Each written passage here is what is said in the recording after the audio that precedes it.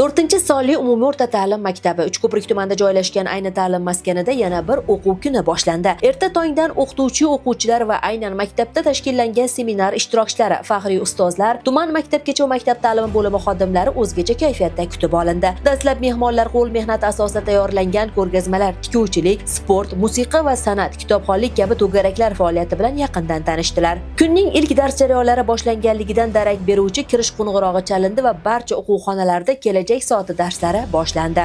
Ayni seminar o'qituvchilarning tajribasini oshirish, o'quvchilarni darsga qiziqtirish va o'zaro hamkorlikni kuchaytirishga qaratildi. Bu galgi kelajak soati darslarining asosiy mavzusi yaxshilik haqida bo'lib, mashg'ulotlar asosan samimiy suhbat va qiziqarli pedagogik o'yinlar yordamida o'tkazildi. E'tiborli jihati bugungi kelajak soati darslari aynan faxriy ustozlar hamda Uchko'prik tumani maktabgacha va maktab ta'limi bo'limi rahbari tomonidan olib borildi. Unda o'quvchilarga yaxshilikning asl mohiyati, uning insonga keltiradigan foydali jihatlari, hayotiy va ko'rgazmali misollar yordamida tushuntirildi. Bizni qiladigan ishlarimizda hammasi zaminida nima turar ekan? Yaxshi turadi ekan.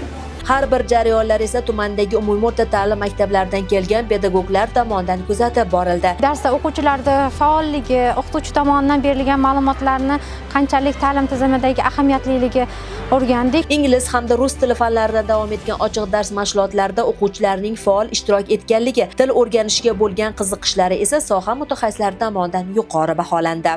Amaliy seminarimizga tumandagi 56 ta umumiy o'rta ta'lim maktablaridan eng faol o'qituvchilar jalb qilindi. Keng jamoatchilik ham e'tibori chetda qolmadi. Bunga nuroniylar ham taklif etildi va ular o'zlarini hayotiy tajribalari bilan o'quvchilarga o'zlarining tavsiyalarini, bilimlarini berishdi. Kunning ikkinchi qismi, ya'ni dars jarayonlari yakunidan so'ng maktabning iste'dodli o'quvchilari tomonidan ma'naviy ma'rifiy tadbir namoyish etildi. Unda vatanni madh etuvchi she'r, qo'shiqlar jarangladi. Giyohvandlik, loqaydlikning ayanchli oqibatlarini aks ettiruvchi sahna ko'rinishlari, sportchi yoshlarning chiqishlari namoyish etildi.